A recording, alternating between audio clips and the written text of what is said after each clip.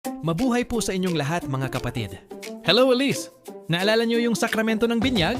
Yun yung time na naging baby tayo ng Diyos. Pero Elise, tingnan mo ngayon ang laki mo na!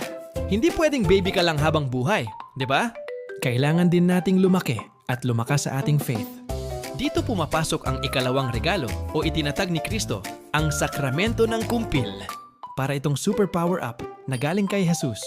Alam nyo ba mga kapatid na ayon sa Canon 882 ng ating simbahan, ang bishop talaga ang bida sa kumpil.